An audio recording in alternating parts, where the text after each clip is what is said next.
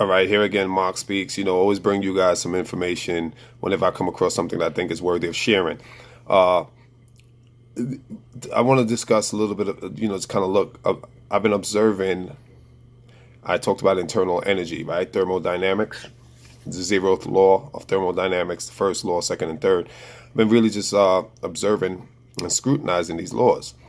And what I came across was interesting in terms of us as a as a whole, as just again as people, and talking about evolution and everything like that. I've been really scrutinizing internal energy. I spoke about this in a few of my previous videos. Internal energy, which is predicated off thermal energy, and thermal energy predicating off based on the vibrational, molecular, and atomic energy as well. And why I want to bring something, what came to my attention, or what stuck out, is it's something called random motion. And I thought that was interesting. Kinetic energy, random motion, and chaotic theory are all practically the same thing. If you look at chaotic theory, butterfly effect, random motion, kinetic theory, they all have similar, a very underlying, underpinning, or undercurrent that states that molecules and atoms move randomly.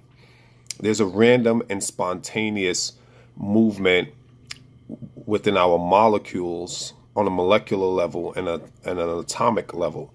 So atomically and molecularly, there's random disordered motion or motility, movement.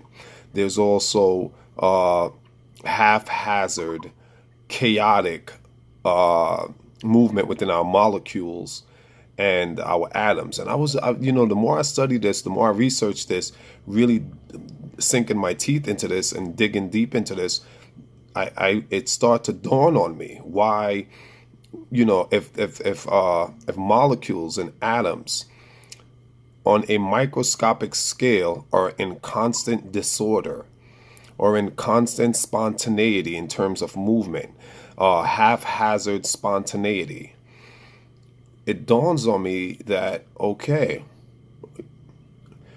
again, understanding myself more, if you study kinetic theory talks about the behavior of molecules and their interaction to form macro relationships. I'll say it again. Kinetic theory deals with the microscopic interaction between molecules and how their interaction buds or blossoms or fluorescent into macroscopic organisms. So you and I would be the macroscopic organism of the microscopic interaction of the molecular and atomic interactions. And that's kinetic theory. Out of kinetic theory, we get chaotic theory and, like I said, random motion. And these other laws of, all having to do with thermodynamics are explaining to me that as the end product, right? The end product of the interactions between molecules on a microscopic scale, the end product is me, right? My development, where I am in the evolutionary scale. And I think to myself, this explains. Hold on. That's the extent of this, but we'll keep watching this. This explains my own inner turmoil, right? Because internal energy is based off of the microscopic motion of random and chaotic and disorderly vibrations or gyrations of our molecules and atoms. And I'm thinking to myself, so this explains why me as an organism, me as a species, not as a person, but as a species, as an organism, as a biological creature that has to behave in accordance with these laws, right? It's inescapable.